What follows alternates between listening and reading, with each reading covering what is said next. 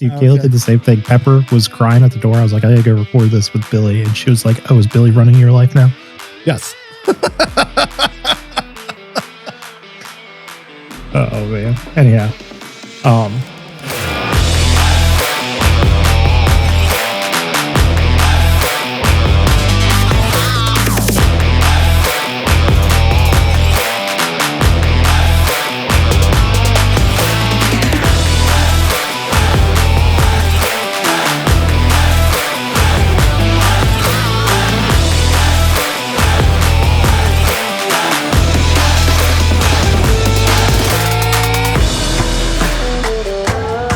Hirings, firings, potential retirings, all that and more.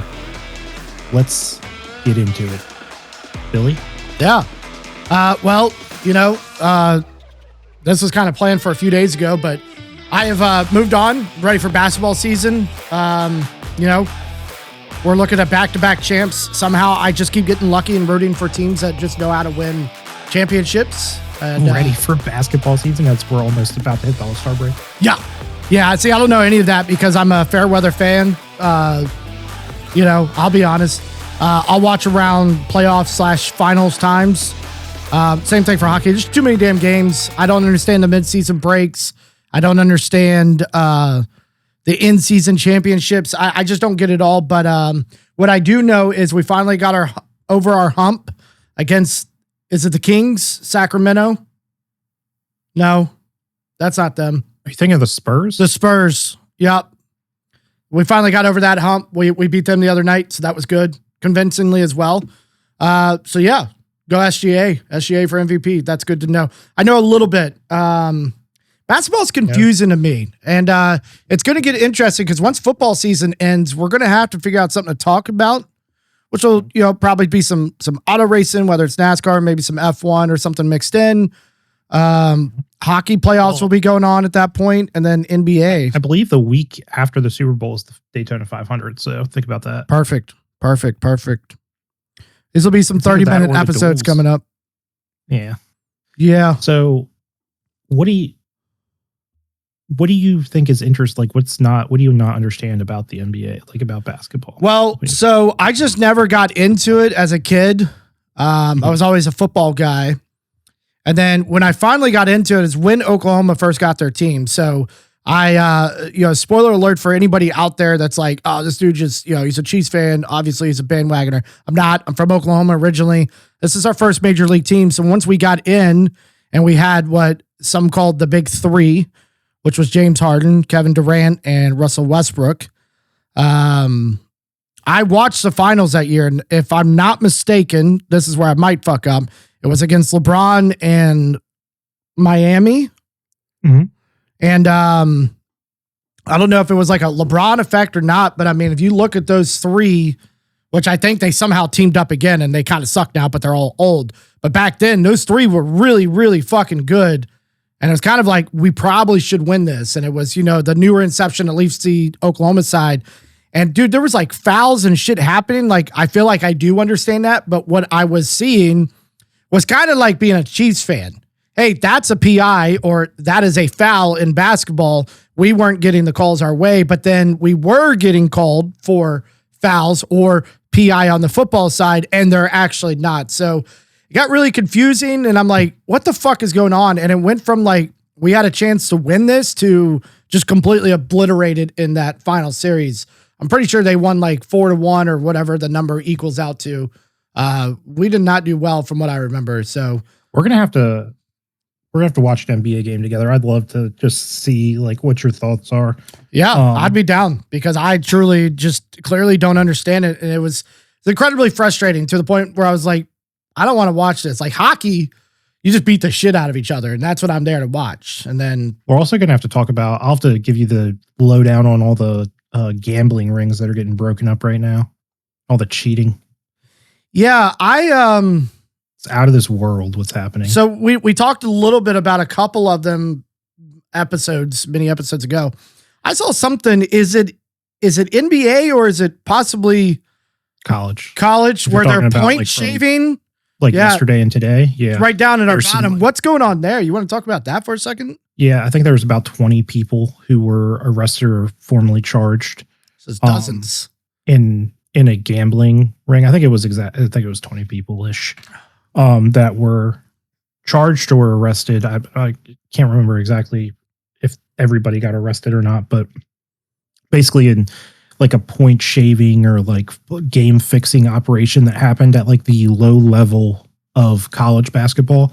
So the most prominent program that was involved is DePaul, which you may have heard of DePaul if you're an NCAA basketball fan. If you're not, then you probably have not heard of DePaul. The name sounds familiar though. Like I could see it in my head. Yeah, they have no like for football people. I don't know that they probably have a program. I don't know, but if they do have a program, it's not good, not relevant whatsoever. But they were the biggest team involved. But there were teams as low as like Towson. Towson was listed in like so that's like a local college just here in Maryland. So that's just something that I know Billy would kind of resonate with. But also like a sweetheart team and 5 or 6 March Madnesses ago that kind of went on a little run there. It was I don't know who were they playing. They were playing like some New York team, like some very small New York team. But yeah, there was some point shaving, game fixing stuff that happened at the low levels of college basketball. And let's pretend like I'm 5 years old here. Explain the point shaving. So is that just like not scoring when you could? Like what? Yeah, basically. So it's the same as it would happen in like any sport, right? Like imagine like point shaving in the NFL. Like if a kicker was missing extra points on purpose to keep the score lower, to like hit an under on a bet per se. Yeah. I mean, the reports come out every week, right? And just memes about it. Like, you know, especially like referees and shit. Somebody should check their pockets or somebody should check, you know, let's say Mr. Tyler Loop, since he seems to be a prominent name, household name for Ravens fans right now. Maybe we should check his FanDuel account because it seems like, I mean, how much cheating do you think is happening in major league sports right now with the way gambling has taken off the way it has? I think that the more money that is made by the players, the less likely it is. It just stands like basic logic is like if you're Patrick Mahomes on a $500 million contract, somebody offering you $100,000 to play bad is not going to swing you in one direction or another. Like you're not going to care as much. I think that it happens a lot on the low tier, like Division 2, 3 collegiate sports level, and probably in Division 1 in past years. But since NIL has been introduced and these guys are making millions of dollars, the like 150 grand, 100 grand, 30 grand, whatever is probably not going to move the needle for the higher tier, the higher level players. So you're getting people, you're trying to convince somebody who maybe in NIL is making 30, 40 grand a year. And you're giving them like, you know, like $80,000, $100,000 and you're saying like, I'll give you this money, but you know, we need the University of Buffalo to hit the first half over. So then you just start playing lax defense, letting people score, stuff like that. It's not an exact science, but it's like pretty guaranteed. And like, it's also, it has to be like a feasible thing too. So it's like, it has to be something that people are betting on. So they're going to pick out a particular thing, a particular line that the gambling side of it, they're going to pick out a particular line that they want to bet on. It's more so, I think, a responsibility of the people who are taking these bets. From what I understand, it's more a lot of like local, like brick and mortar casinos in some states and like, you know, bookie operations and stuff like that. And less so like DraftKings or FanDuel occurrences, just because it's so much easier to track money and do that kind of stuff there. But basically their flag should be going up in certain instances. Like if somebody is looking at like betting, you know, $500,000, like 500, putting 500 grand down on a single bet in a Division 3 college game, that's unusual. There's not that many people invested in that. It's going to move the line a lot too. But generally speaking, it's probably not going to be large bets like that. You're going to have an operation of a handful of people making small bets that add up, that amount up to a pretty large bet. Yeah, I can see that, but I mean, I still think like, yeah, somebody like Patrick Mahomes or Josh, I mean, these big name guys, right? They're not going to, they have a career to protect. I don't think they're going to do anything, but I mean, we've seen it as recently as a few years ago where Calvin Ridley was betting on shit. Jameson Williams got suspended his pretty much entire rookie season for betting on team property. So, or at least going to game links, whatever the fuck happened. I don't think even making millions of dollars is going to change it. And quite honestly, I think where the NIL could hurt, professional athletic programs is when these guys that are even getting paid millions of dollars in the NIL, when they get over to the pro league, have them stop doing it there? You know what I mean? Eventually our entire NFL league or baseball or NBA, it's going to be full of NIL, people. We still have just, about half the league right now that I imagine that's non-NIL, and the rest is NIL. At some point, it will be all NIL students. And some of those guys may not have a career. Somebody like Dylan Gabriel shouldn't have been drafted, right? He shouldn't have a career in the NFL, but he had a good career in college. So I just want to clear a couple things up. Calvin Ridley's bet, he was betting on NFL games, some his team, some not his team, but he was doing that while he was on IR. So he wasn't playing for the team at the time. So he was out for mental health issues. He wasn't out because he was actually hurt though. Yeah, but he was out. So he had insider information, which is obviously illegal and against like NFL policy, whatever. But he wasn't necessarily like cheating per se, like outright cheating. It's kind of like that was kind of like a line where it was like card counting, like cheating versus card counting in a casino. Like you can do it, but it's frowned upon, whatever. Like you just have an edge because of who you are, or the position you're in, or what you're able to do. So that was that thing. So that wasn't outright like cheating or point shaving like a lot you see in basketball. And then Jameson Williams was betting on college games while he was in the NFL. So he was just betting inside of a team facility on things that didn't have anything to do with the NFL. So that, I understand they would have a like no gambling policy on the thing. But that is kind of like it, saying that that's like a betting scandal. It's like, okay, he had like a FanDuel account. He was betting on college games, whatever. And he might have access to more information than your typical person, but so do like NFL analysts, college football analysts, like people behind the scenes on, in the media are going to have that. And nobody's like stopping them from like making personal bets and stuff like that. So I don't think what Jameson Williams did was really wrong in any way because he had no personal influence. I thought it was going on. Yeah, I thought that was stupid as well. My thoughts though is like the gambling thing is a form of an addiction for a lot of people. Some people can just do it. I'm sure you feel the same way. We both make a pretty decent salary at our jobs. Yeah. If somebody told me if I got a chance to win $100, I want to win that fucking $100. And that's the same as a millionaire winning $10,000. Like that what's the word I'm looking for?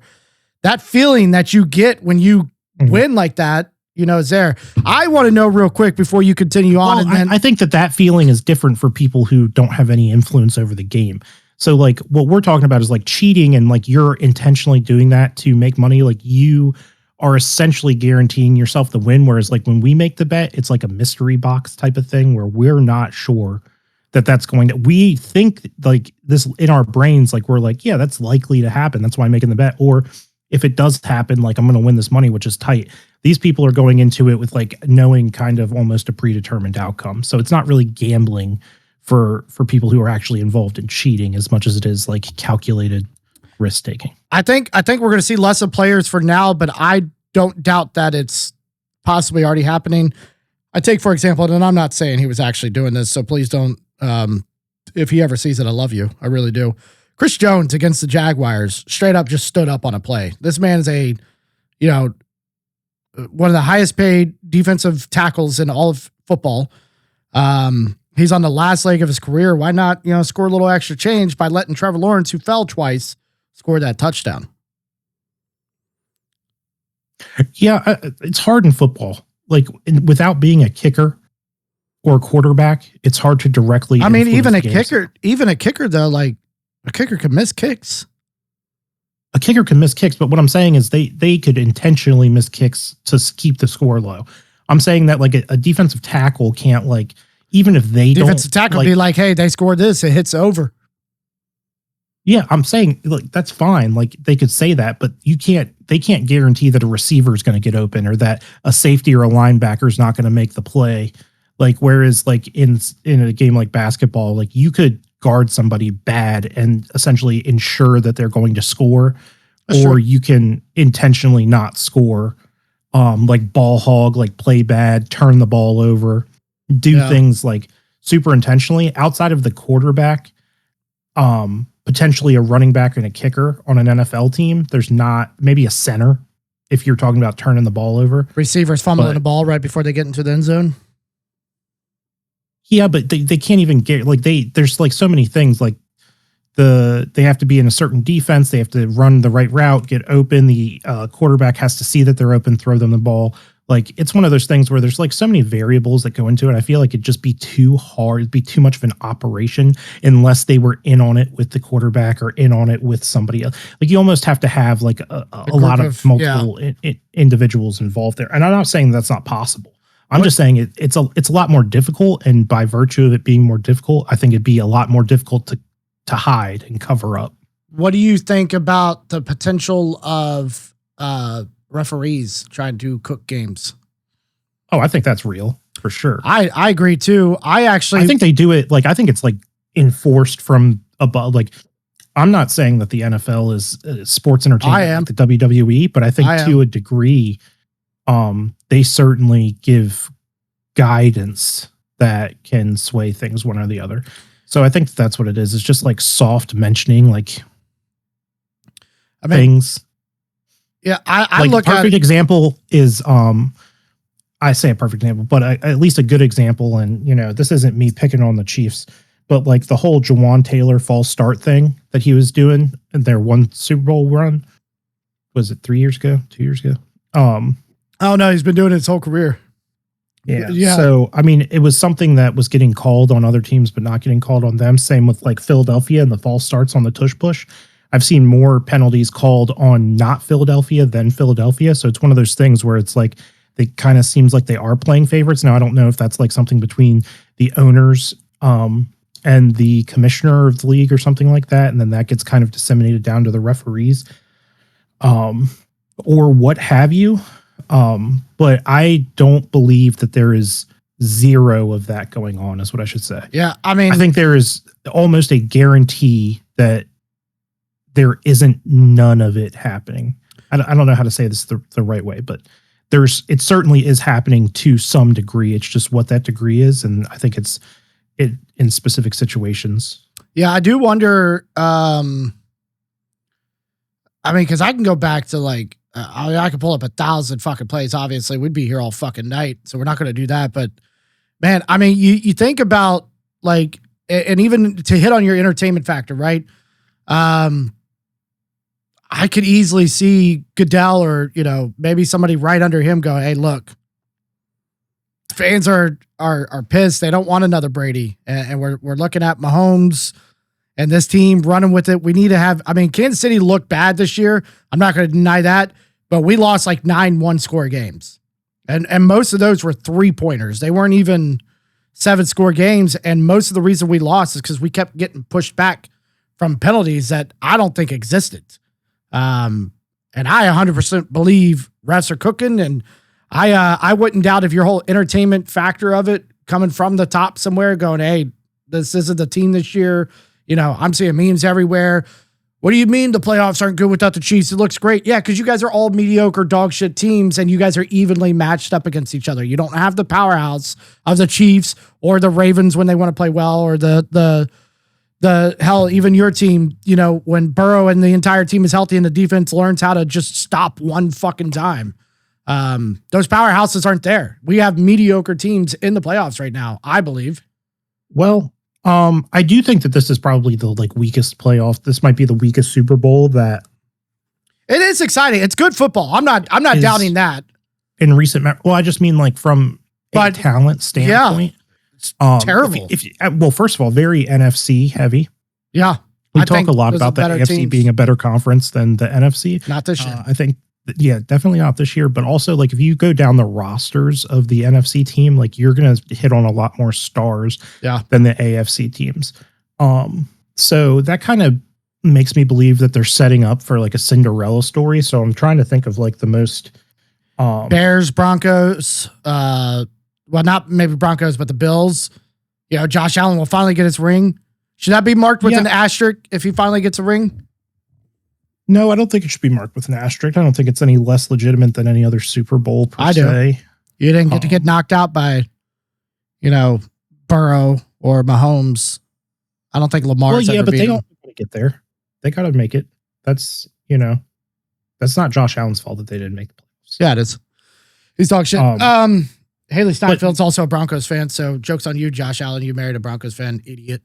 But anyhow, what I'm getting at here is I think that this would be my early prediction. Like, if you really wanted I think that the most rigged Super Bowl this year would be Bills, Rams, and the Bills win. Because I think you have a lot of the name power, I guess you would say, and star power on the Rams. And then you have the Bills, who just seem like underdogs this year. Seems like the worst team they've ever carried or that has been to the playoffs in recent memory. So not the worst overall team, but like that might be that Steelers team that got beat by the Texans. That might be the worst overall team that's been to the playoffs in recent memory. But that's neither here nor there. This is the worst Bills team that's been to the playoffs since Josh Allen's been in the league. Yeah, I mean, to me, if the Rams it'd be like one of those David Goliath things. I think it would draw a lot of intrigue. You're talking about more of a small market team versus a major market team. A lot of people would be rooting for the Bills because they're the Bills. A lot of people would be rooting for the Rams on the West Coast because that's obviously LA's team and they're very popular. And they're obviously LA's team. I don't think anybody can make the argument that the Chargers are a more liked team in the city of Los Angeles. And it was really a mistake to move them from San Diego, but that's neither here nor there. I do. And then you go to... Good. Oh, go ahead.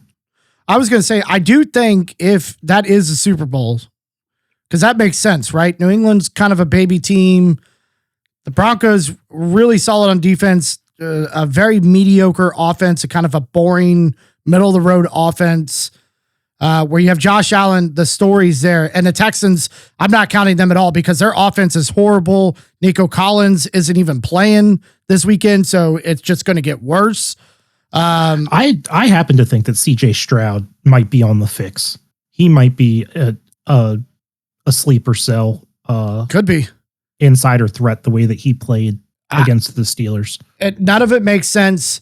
On the opposite side, Sam Darnold might be hurt. The 49ers still blowing people's minds by how far they're getting, and now they lose Kittle.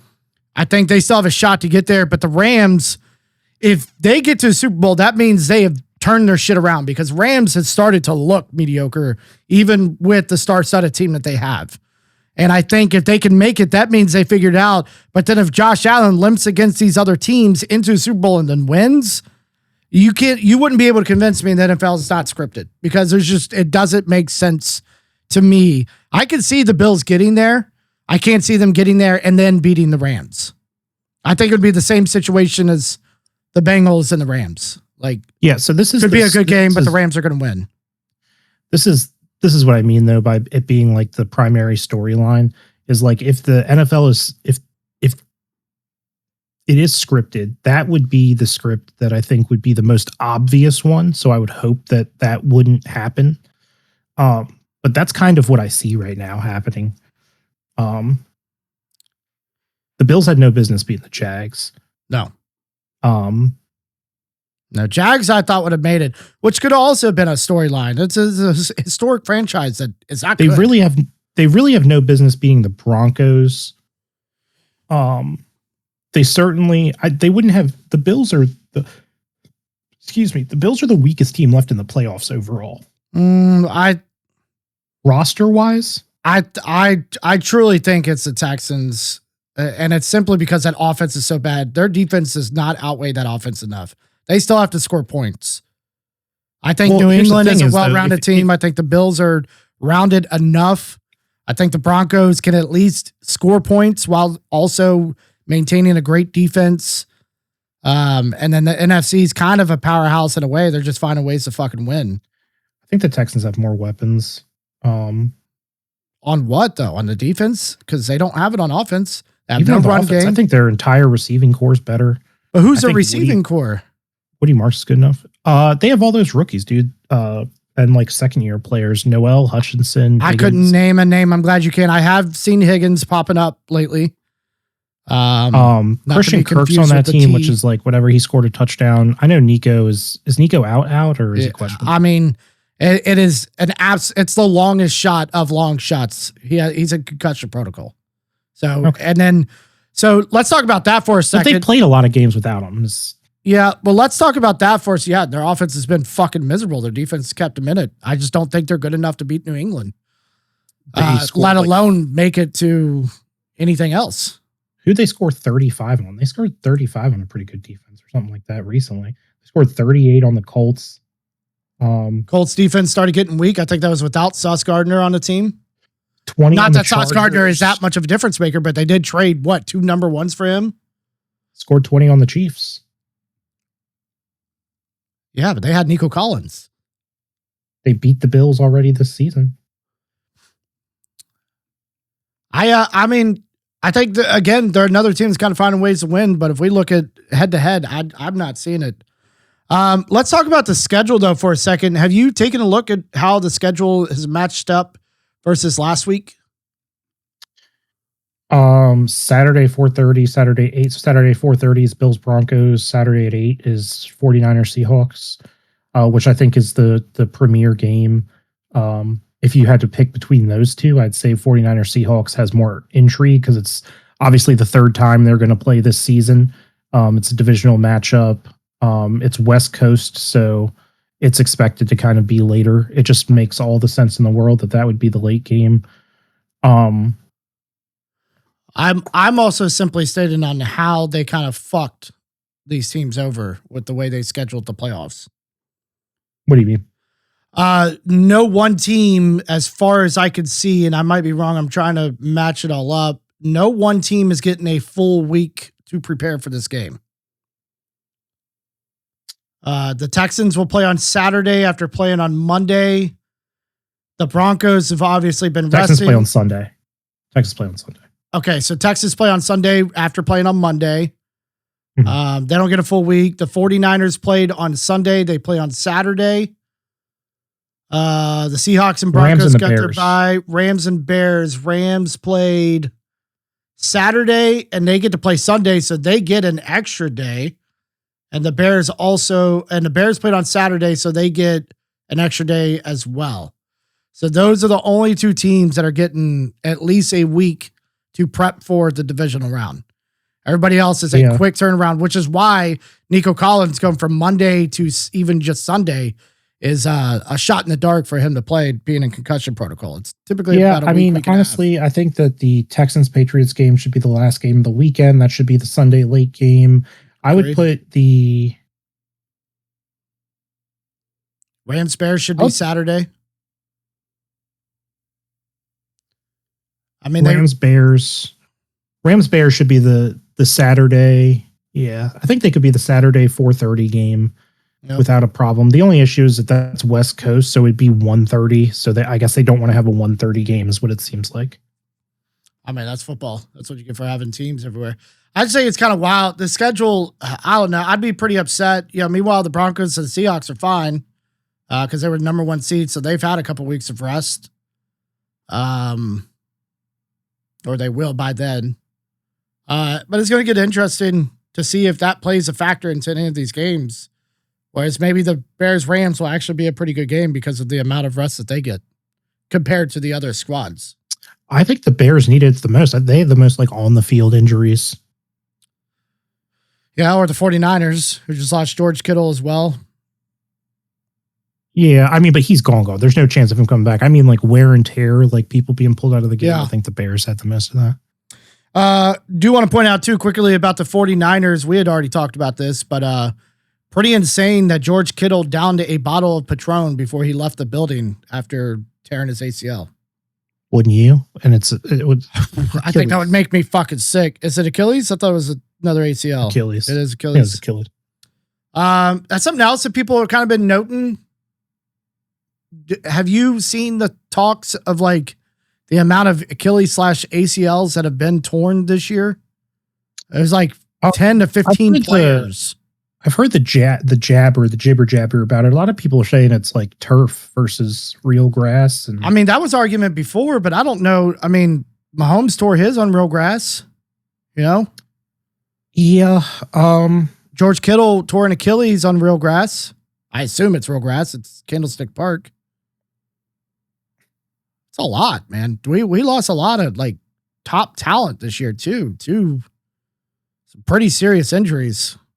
Might be something in the training that they do that needs to be adjusted. Maybe they need to have some sports scientists come in here, and maybe they're putting like a lot of undue strain. I would like that. I don't, you know, they need to bring back sports science, by the way. That was one of the coolest segments. I agree. Yeah, I mean, Mahomes, the talk is already out there. This guy's a competitor. You know, not to toot my quarterback's own horn, but if anybody's going to come back fierce after an injury, it's going to be him. He had a conference today where he says he plans on being back week 1, and he's pushing as hard as the doctors are allowing him to. The doctors are actually kind of holding him back. What's the timeline? 9 months for? Yeah, it's supposed to be a minimum of 9 months of recovery. So the way he was talking in the press conference, he would like, obviously not full force. What he wants, his goal is to week 1, I'm out there with no restrictions. I don't want, hey, we're not going to allow you to run the ball at all. We're not going to do this. We need you to stay in the pocket and play it safe. He wants no restrictions. But with that being said as well, he also said he would like to at least in some way participate in OTAs and training camp. So probably similar to Rodgers, just out there kind of tossing the ball around and, you know, red shirted, whatnot. I'm not really running or anything, but I am just kind of standing here throwing the ball. You also have to think of like the Burrow thing where it's like everybody said that it would take him like another basically month to come back. 3 weeks, I think he came back early. That for this year's injury? Yeah, in people's eyes. And it was like, that's, you know, the one thing that he said that a lot of people keyed in on is that's what it takes, like your typical person, not necessarily an elite athlete. So I think that there's probably some.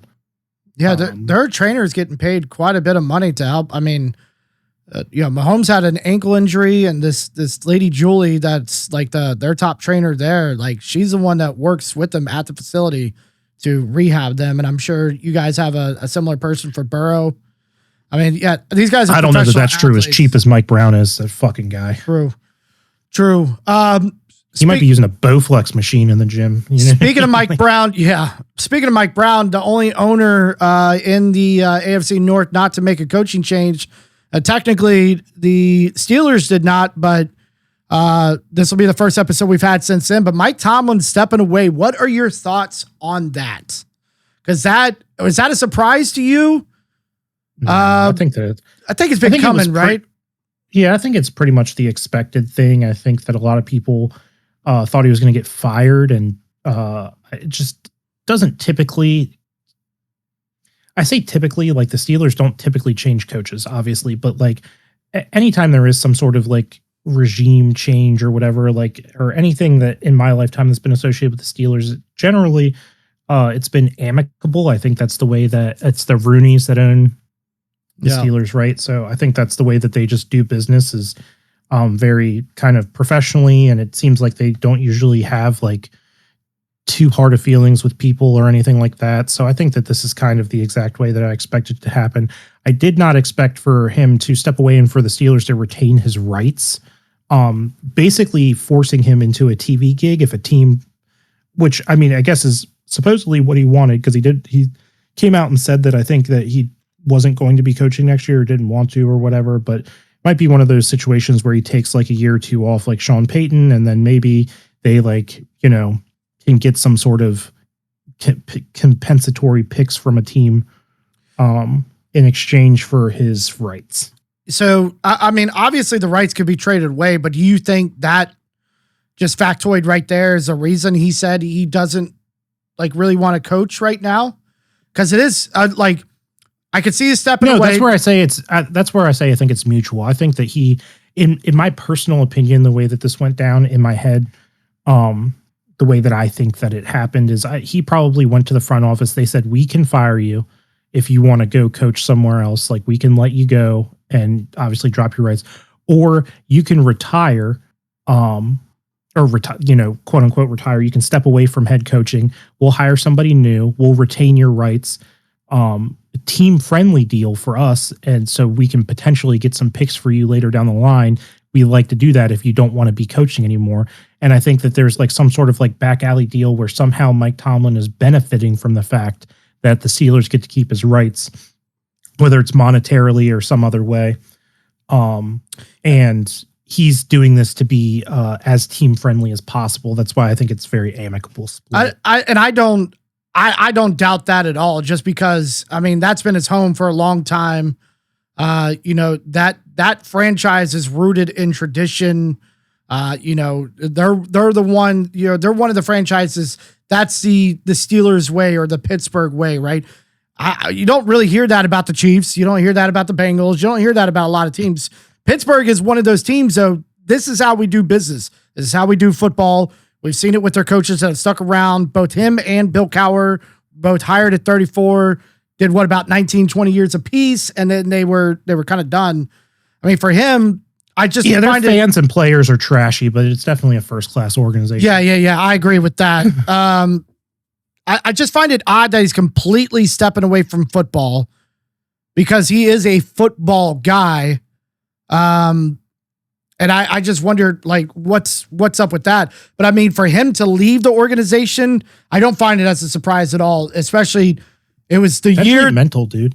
Yeah. I mean, eventually needs like a mental reset. I wouldn't doubt it. Something new. You think about that franchise this year, they threw everything at the wall. They tried to pull like a Rams, right? When the Rams won that last Super Bowl, they threw it all out there. Get rid of the fucking picks.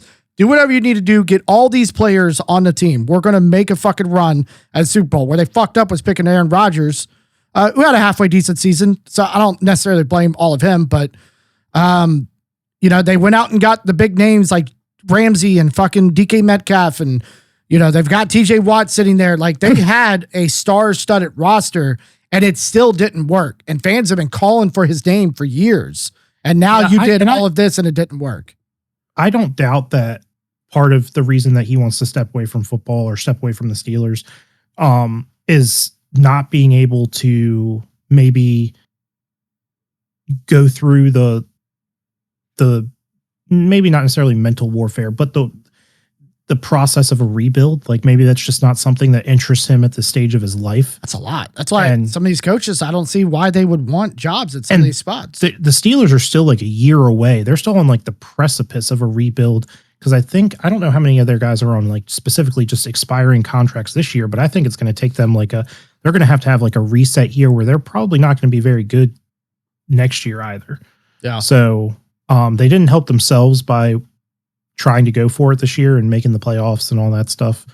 But yeah, I think that this next year is going to be probably a very challenging reset year for whoever takes that position. And it's going to be, I think, very frustrating. I think that's something that obviously Mike Tomlin, staring down the barrel of, like, understands and maybe just wasn't interested in that. So maybe it's him that kind of initiated the talks for him to separate from the team too. We're not, I don't think I've seen anything on that. I'm not sure if there is anything on that, but he could have been like, listen, this is something that I'm not necessarily interested in doing personally.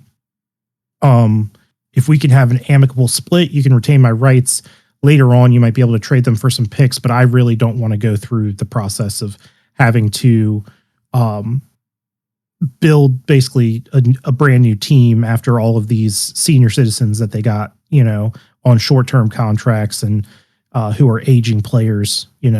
I don't want to have a season of just absolute absurd frustration and all that kind of stuff. Even going to another team, I mean, imagine I've been I've interviewed a few times and just like kind of switched positions at the jobs that we work at, but for the most part, like I've either known the people or had conversations. The interview process was kind of easy, but right now I couldn't imagine after nearly 10 years of doing it, literally swapping to a whole new area and re-interviewing, knowing I've got the talent and I've got the skills and I've got the knowledge to do my job well, hopefully. It's also, he might have looked out there and seen that looked at the jobs that were available and said, like, none of these teams very much interest me. Did you see did you catch any, at least lines from the press conference from the Ravens owner by chance? I did. Yeah. That guy seems like an absolute, like, funny to watch, almost like a character. I think he's an asshole. Really? I thought completely opposite. I think he's a dickhead. I think he's the kind of owner you want. He made the changes that he needs to make. The funny part though, what I was getting at before we kind of get into this kind of break it, we're not going to completely break it down, but I do have some thoughts. Somebody had asked him because Mike Tomlin had just stepped away. And he said, would you guys consider hiring Mike Tomlin? He said, only if they hire Harbaugh, which obviously isn't going to happen because Harbaugh looks to be signing $100 million contract with the Giants. What are your thoughts on that? This is a guy you're pretty close to, one of your favorite coaches of all time. What are your thoughts? Yeah, dude.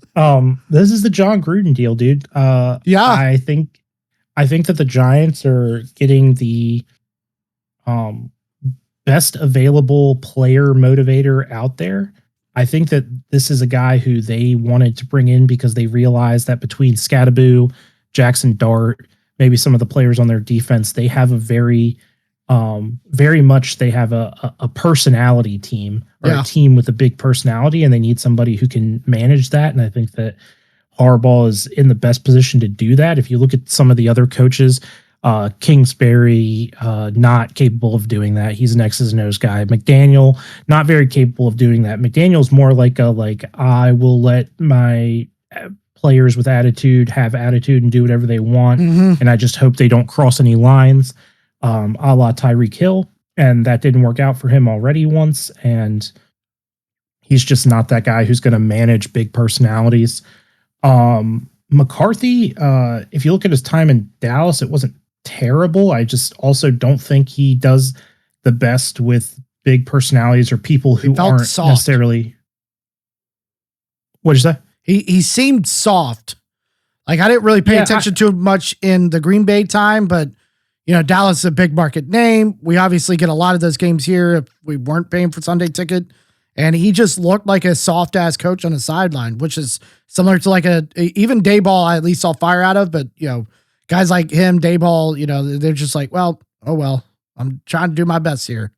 Yeah, so they really needed like a more level-headed person to come in there, I think, and be more of a player manager where he's going to keep those guys' heads on straight. He's going to, instill some discipline in the team and do all those kinds of things. And as a younger team that's probably going to get younger than they are now and try to develop some talent, I think that that's probably a good fit for the organization.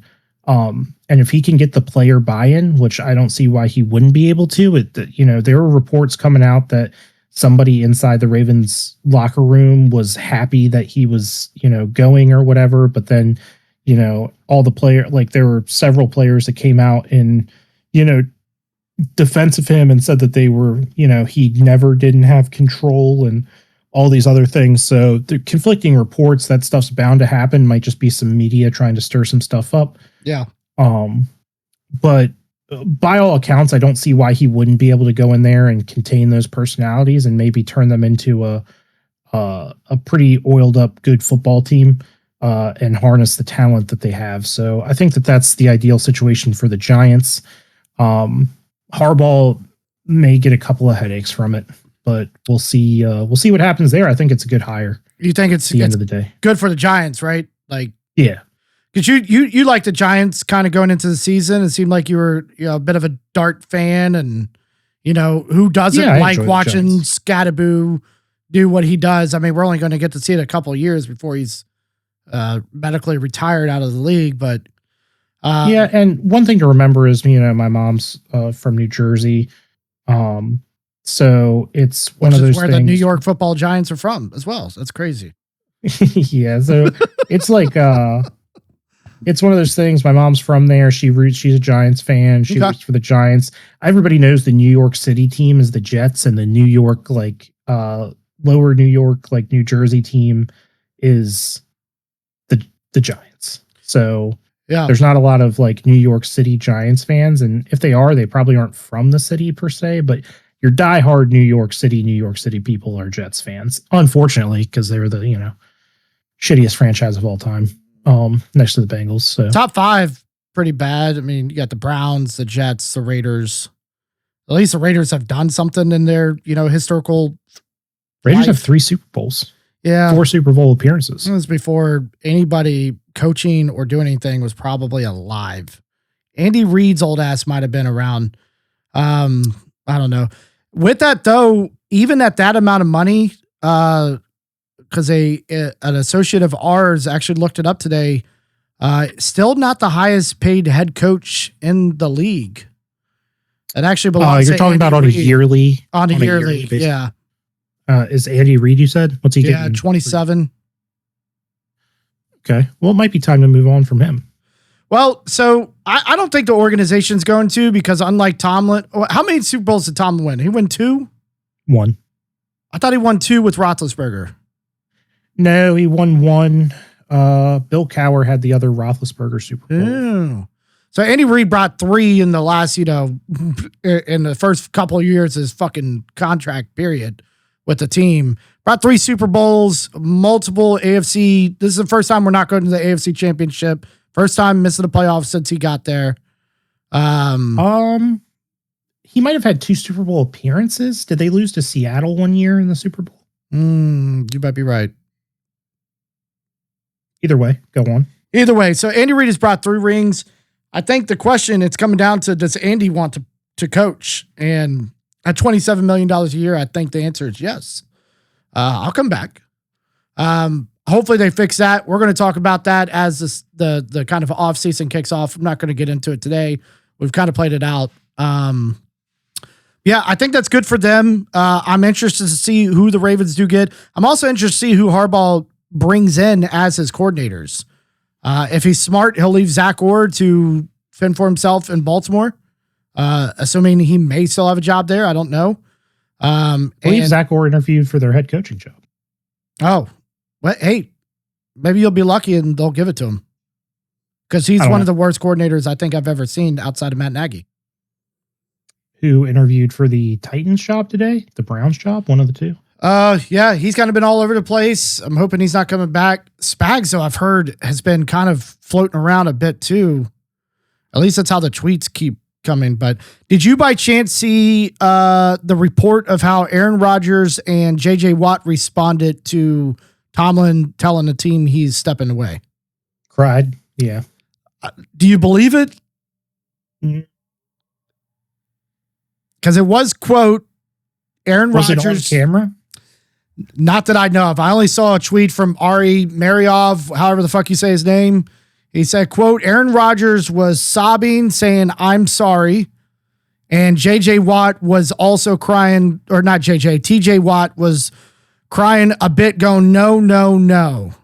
It just felt like so scripted. And Aaron Rodgers, I'm sorry, but yeah, you should have been sorry 5 years ago when you left the fucking Green Bay Packers. That's when you should have hung up the cleats. Yeah, I don't know that I believe exactly that happened, but maybe something similar. I don't know. There might be some creative liberties that were taken with that. If there is any type of film or anything on it, maybe it'll give Aaron Rodgers some credit as to holy shit, you might actually be some sort of human being if you are genuinely upset about how you performed. That game was abysmal. That was the absolute worst playoff game I think I've seen in a very long time. Patriots Chargers also pretty fucking boring, which is why I'm not so sure about the Patriots as well. So Texans might get past them, but I don't know, man. We're going to see what happens. Do we want to get into, is there any other hires that are notable? I think don't know that's that any the other big hires have one. happened. Yeah, I think it's kind of like, how do you think that this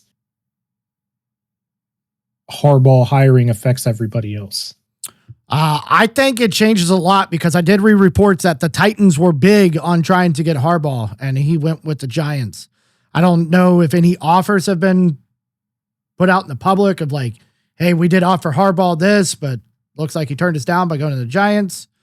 I think it turns everybody's coaching thing upside down, and I think we're going to start seeing it amp up a little more as more and more of the kind of bigger names will eventually start dropping off the board. Because now the one that everybody, I would assume, and this is assumed, probably also depending on what kind of scheme and talent they have, I would think Harbaugh was obviously the biggest one that everybody wanted out there. Who can get the interview with them if it fits them? Now I think we're going to start seeing like the Stefanski and, McDaniel and stuff like that start coming off the board here soon before the window is closed.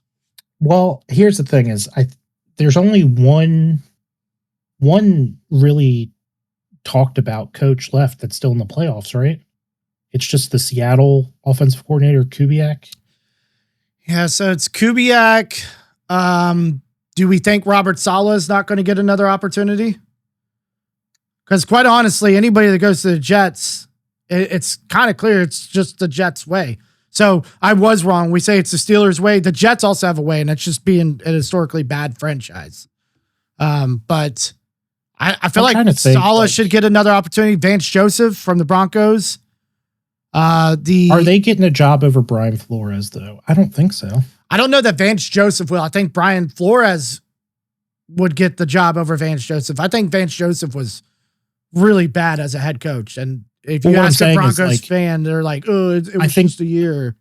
I think like if you were to like kind of tier it out as to available candidates, I think that you have like Stefanski, McDaniel, Kingsbury, and Brian Flores are like the top four. Or with Kubiak as well?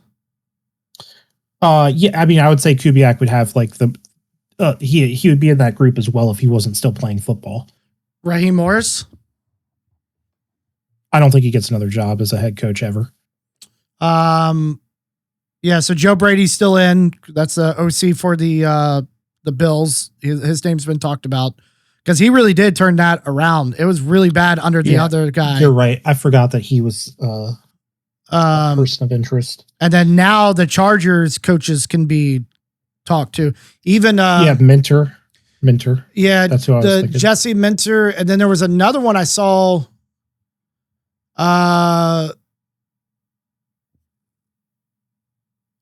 Okay, are you guys interviewing Shane Day?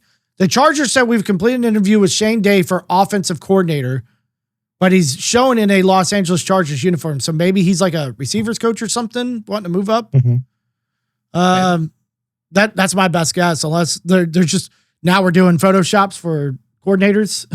I don't know. Actually, I'm pretty sure that's possible. I think we've already seen Harbaugh in a Giants uniform. Yeah, I don't know about any other big news. Fred Warner tried to come back this week. He's not going to. So he's out. Our ticker says Darnold is actually expected to play. He's got an oblique injury. Aaron Rodgers is a pussy. Nico Collins potentially out.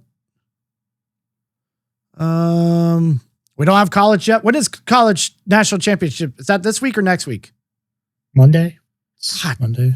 2-week break. Why are they doing that to these college kids?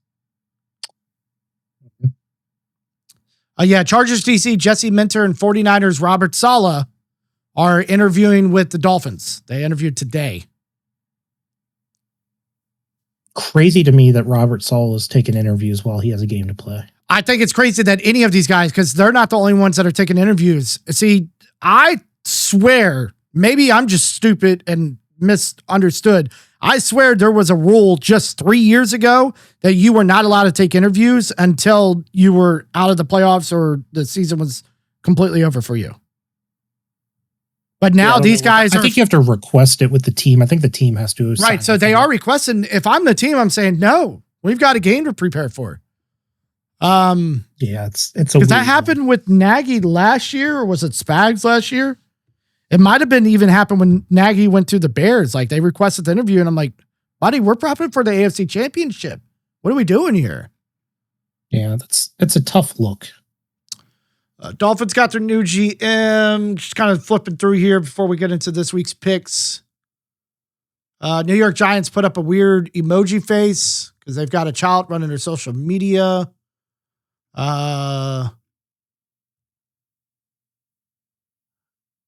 Harbaugh had a flight to Tennessee, but he canceled it. Canceled flight from Tennessee to Baltimore. I don't know. Anyways. Yeah, they must have. Arthur Smith is being requested by the Lions for the OC position. Yeah, Arthur Smith also got, I believe, requested by another team for a head coaching job. That would be interesting because he ran one of the worst offenses I think we've seen all season. Maybe the Cardinals. I saw a very broken Giants team put up more points than they did. Quite honestly, more points than the Chiefs, honestly. But we were broken as well. Yeah, I think that's it. On that interview, I didn't really speak on it. That's the kind of owner I want. It was the only weird parts I saw was he said in 10, 15 years, doesn't plan on having the team anymore, and he doesn't plan to pass it down to anybody. There was thoughts on that are blanking my head because I talked to a couple Ravens fans about what their thoughts was on that, but it seemed like kind of a good thing because he's just here for now, and he also said that he'd like to keep football stuff out of his hands and let the personnel take care of their stuff, like DaCosta handling his side of things. But he felt like a change needed to be made. Thanked Harbaugh for his time. Obviously, Harbaugh brought a Super Bowl to them as well. Their second. Yeah, and I'm not saying he's a bad. No, second. When I said I think he's an asshole, I don't think he's a bad owner. I think he obviously is doing all the right things. They've been a good team for. You just think he's an asshole because he's the owner of the Ravens? Well, wouldn't you have to be? Baltimore could be rough. I think if you're an NFL team owner, you have to be a fucking dickhead. I don't know. Khan does seem like he could be a dickhead too, right? That's the owner of the Jags. Is it Khan? Yeah. Or is that the GM? Yeah. Reminds me of what Sanjay Patel would be like if he was the owner of the Jags. Yeah. Yeah. I agree with that.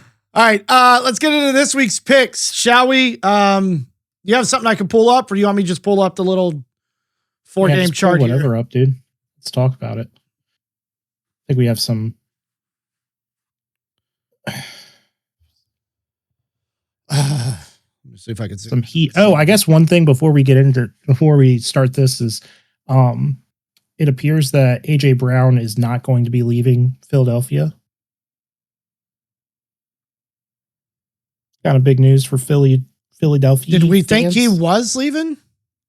Well, I mean, apparently he was just super unhappy, complaining, wasn't in a good place, and now all of a sudden he has, the Eagles have no plans of shopping him. So, I'm seeing it on our ticker now. Yeah, I find that hard to believe. There was talks that came up even just as early or as late, I guess, as this season. They kind of, play between Kelsey and Reed, and like, oh, Kelsey's an asshole, he's just fighting his coach over there, and then Reed now naturally says, hey, I love the fire, I love this, I love that. That's the kind of shit we need. In other words, like, Kelsey did no wrong. Is that 100% true? Probably not, but I also, as a fan, our team looked like dog shit. We need every bit of fucking fire we can get, which is why I'm hoping we hire the right coordinator to help. But that shit that constantly happens between AJ Brown and Dick Sirianni is just like, there's no way, like, I wouldn't want that. And then I think AJ Brown's just a problem. Like, he was a kind of a problem the latter years in Tennessee with Vrabes before he got traded away. And I mean, but you look at it too, like, look who his quarterbacks have been. Imagine if he had a Burrow or a fucking, Stafford or even Jared Goff or a quarterback that could actually get him the fucking ball. Jalen Hurts is not a good quarterback. And I thought it was extremely laughable that they showed, I guess they're doing like an in-season Hard Knocks, which is new. And it's Dick Sirianni and Jalen Hurts and somebody else sitting in a room, and Jalen Hurts and Dick Sirianni are like, we'll be back. We'll be back. You know, that little smug ass face that Jalen Hurts puts on, like, is what you all waiting for? You suck. I'm sorry. You suck. Your coach is a dickhead. That's why nobody likes him. I can't see, if I'm AJ Brown, you've got 1 or 2 years left in your absolute prime. You're already starting to decline. Part of that's because you're not getting the ball. And then when you do, you are destroying teams. I'm leaving. I'm going to a team where I can feel like the superstar that I need to be. So he needs to be looking for a team that's not only competitive, but kind of doesn't have the receivers to throw that fucking ball to. Maybe like a different Broncos, or be the big name on the Patriots. Diggs is on his way out. Like, he might have another couple years left, but he's declining. He's been around fucking forever. Like, I don't know. You can't go to your team because you guys already paid way too much for your wide receivers as it is. We're in cap hell all the time. We can't get them. Lamar, maybe. Actually, that seems like the best fit to me. Said not for you, but to me, send him to Baltimore. You have a chance to compete for a championship just like you would on the Eagles, but you are the number one guy in that room. Zay Flowers is great, but he ain't it. He's not a number one. Not to me, at least. And they haven't had a true number one for Lamar since he's been in the league. Right into the Chargers is probably the best spot for him. Green Bay. They get their kind of Devontae Adams. Green Bay doesn't run a system where a receiver can be good. Chargers, I could see Keenan Allen is possibly going to retire. Maybe one more season. I can see that. There's a lot of teams out there that could definitely use him and have him as a number one. And at that point, the only reason he shouldn't be getting the ball is because he's fucking double and triple covered. And you give him the right quarterback, it ain't going to fucking matter anyways. Herbert can spin it. Fucking Josh Allen. I'd hate to see him go there. That's a perfect fucking place. Josh Allen can put it right in his fucking hands no matter how many people he's got covered. There's options for him. I'm not sticking around with Jalen Hurts. I like Jalen Hurts. I think he fucked Oklahoma. He was mediocre at Alabama. That's why he sat behind one of the worst quarterbacks to ever get drafted in the NFL. I just don't think he's good. I think there's a scheme, and maybe they can get Shane Steichen back since he got fired. Or not Steichen. Who's the guy that got fired in Cardinals? Was that their OC or DC? Gannon. Was that their OC or DC? I don't know, dude. OC probably. Let's look it up.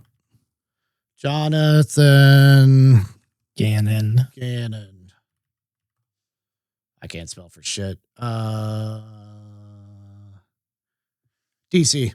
He's actually interviewing for. Did you watch clips of him? I'm sorry to keep asking these kinds of questions.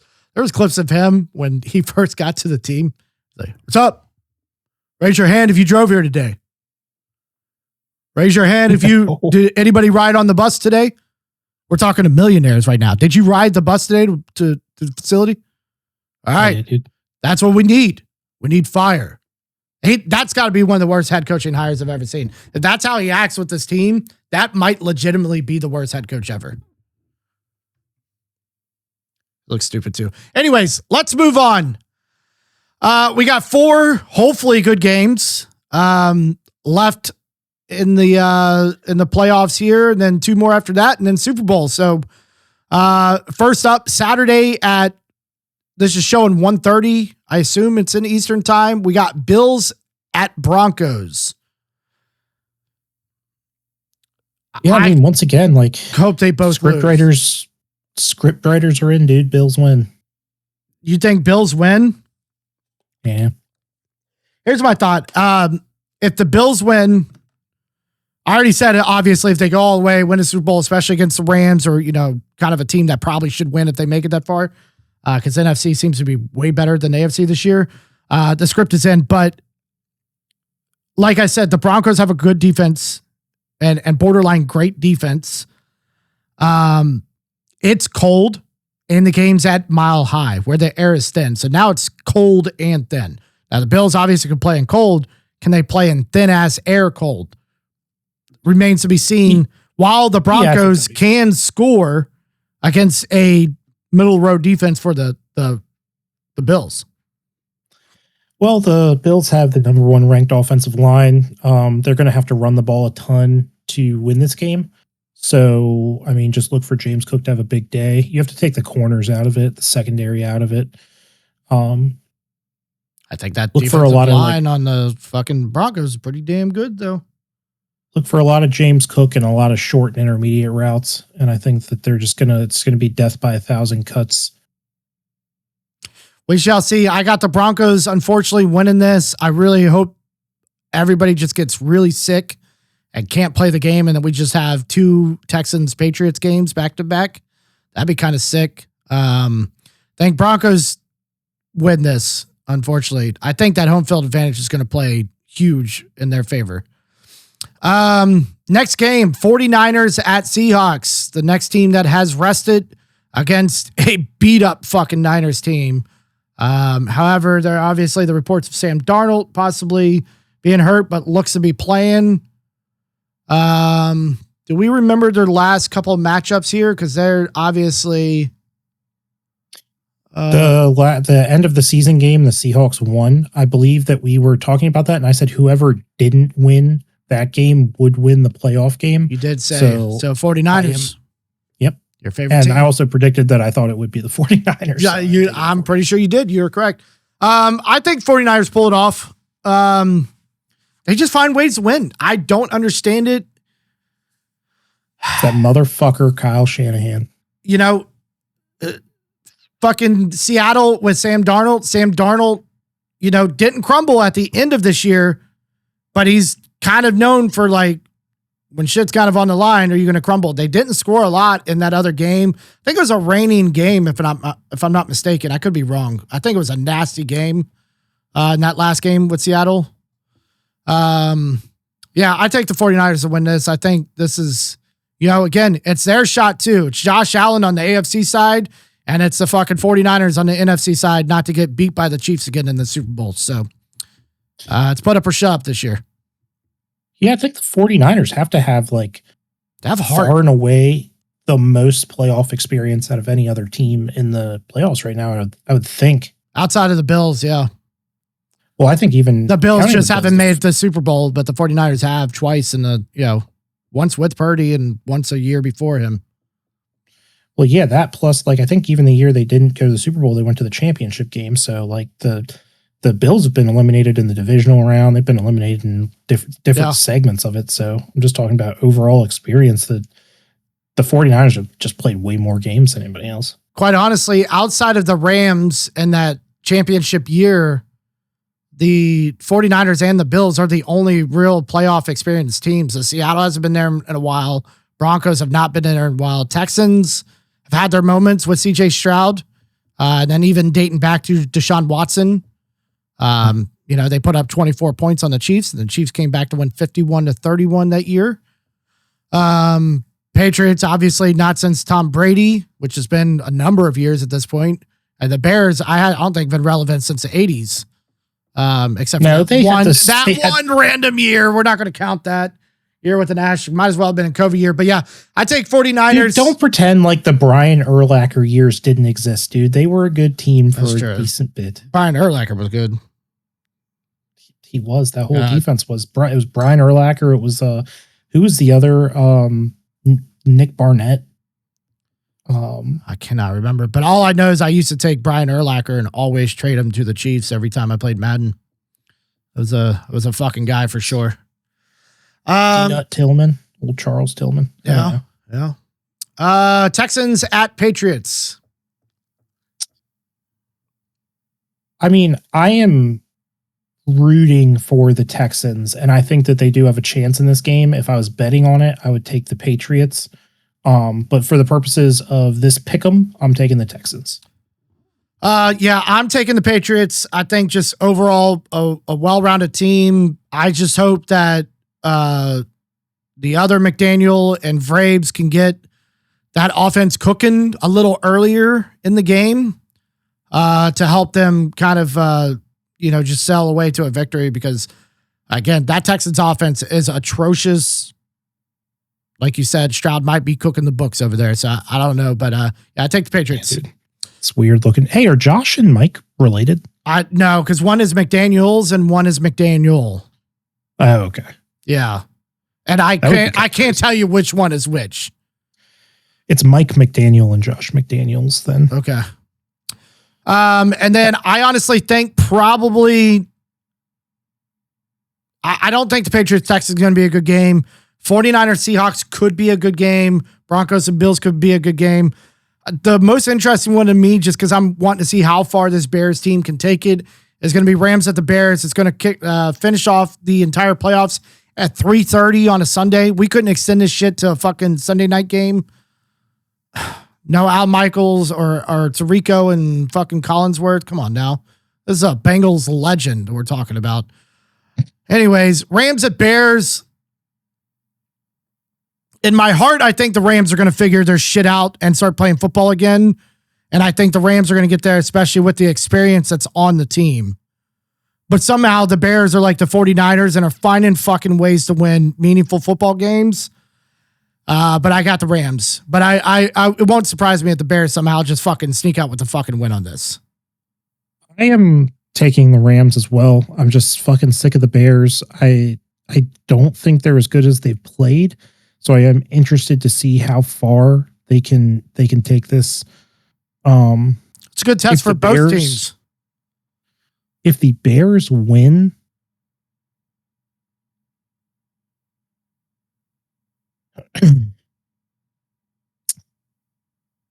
I think it will be on the back of once again, like kind of a more dominant defensive performance. I think that their offense, like Caleb Williams is a terrible quarterback until he has to start doing things that he shouldn't be doing and they just work out for him. So he's an absolute luck box when it comes to football. So it's literally just like he gets lucky every week. I fucking hate seeing it. We have to admit that one throw though was insane. Now, contrary to people, well, he's a professional quarterback. There's not a lot of quarterbacks doing that. Contrary to popular belief, he's not the only one doing it. I watch it every other play that Mahomes does. A lot of internet going, nobody else could do this. I can pull up 35 highlights right now of Mahomes doing exactly that, but it was still in the same play. No other quarterback outside of them two are really doing some shit like that. Not even Lamar, who's great on the run. Josh Allen, who's a great runner. Josh Allen's just too big. Josh Allen just has a body that's not twisting like that. He's just going to run through you. He's not fucking throwing the ball 40 yards down the field. He's just going to truck your ass over. And Burrow's not a mobile guy. All I'm saying is he's a fraud as a quarterback. And I have been saying that for a while. But Ben Johnson, I've been saying it since he got drafted. Ben Johnson, just the same as Liam Cohen down in Jacksonville, has fucking turned this team around. And I don't think they're as fraud as like the Broncos, for example. I think the Broncos are still an absolute fraud of a team. I think Sean Payton is not that great of a head coach, and Bo Nix is a dog shit quarterback. I'll take Caleb Williams over Bo Nix any day. We'll see how this one pans out. We're both taking the Rams, though. So yeah, we both are taking the Rams. Boy. Well, another week down. We're getting closer and closer, to talk about some other sports here. But, I just want to let you know that Kershaw is set to pitch in the World Baseball Classic. So that's big news. We got drafted in a few months. And then there's some potential trade targets for 28 NBA teams. Yeah. As the NBA trade deadline comes closer, I think we will be talking about the NBA more. I am a big NBA fan. When is the trade deadline? Are you looking at big Celtics fan? Do I know the exact date of it? I'll tell you in 5 seconds. It's February 5th at 3 p.m. Okay. It says 2 teams don't have trade candidates. Do you know who those 2 teams are? Do you have a guess? I don't. I'm not asking you like a quiz here. What is it? What says? It said there's 28 teams that have candidates, and then it said why 2 teams don't have a potential trade candidate. I just wonder who those teams from are. ESPN? I don't know. You kind of fixed this ticker. I don't know where you're getting this from. It is from ESPN. Let's see who they're saying. If I had to guess, I would assume that it's Oklahoma City and Los Angeles, like the Lakers, but I'm not sure. So we're winning games. Again, you pay attention more than I do. Again, I'm a fair weather The only thing I fan. could say is like there are players who strengthen have up some spots on our team. There are teams there are players who have no trade clauses in their contracts. Makes sense. LeBron, I believe LeBron would be one of those. I know a little bit. There are people with trade restrictions in their contracts, like Luka, your boy SGA, Anthony Davis, I think has to sign off on his trades. Well, Luka now, right? Because I guess it worked out for him. I saw the Mavs are in just terrible fucking squad now ever since that trade. Yeah. So those players find the article have like clauses in their contract that says like, hey, under these circumstances, or like, I can't be traded unless like this is met. And a lot of that has to do with like extensions. Like it requires like an extension to be signed upon the trade, whatever. So like they get basically like a new deal when they get traded. I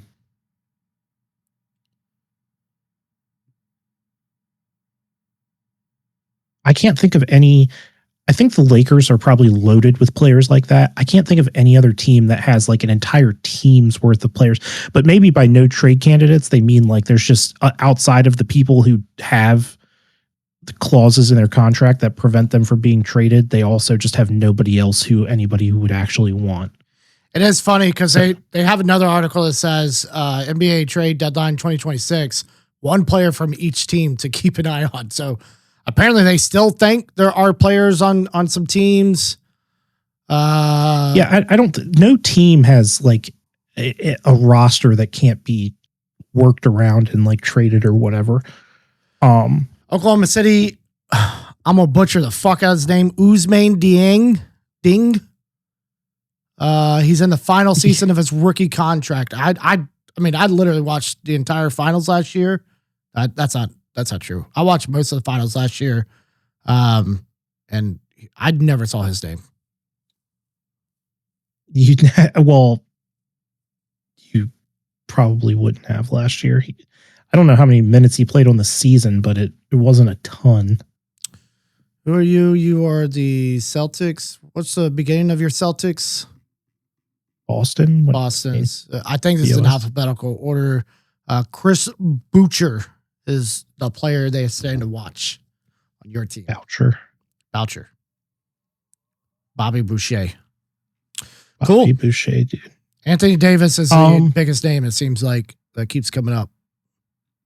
Yeah, and I think Anthony Davis has a restriction on his contract too. So if he gets traded, I think he has to sign, or the team has to sign an extension. So, I mean, how many years of basketball does he have left in his body, considering the fact that he's injured most of the time, or a lot of the time now? So it says that he needs to find a new team of pre-agency before he becomes eligible for an extension this August. So yeah, he was part of this Luka trade, right? He was. Okay. Yeah. Well, that about does it for us tonight. Doug, any final thoughts? Today, whenever you watch this? Yeah, I mean, I would like anybody who watched this to go down the comment section and tell me where you think who will fill all of the rest of the remaining head coaching vacancies. I'm interested to see what other people think. I love hearing other people's opinions because I have no fucking clue, to be honest. Like I can only put my mind in that of a GM on Madden. And I have no salary cap and no like other stuff going on, and it doesn't really matter the coach is there. So yeah, it's I mean, if you told me if I picked Harbaugh going to a team and I could win $100 million, the Giants weren't even on my radar.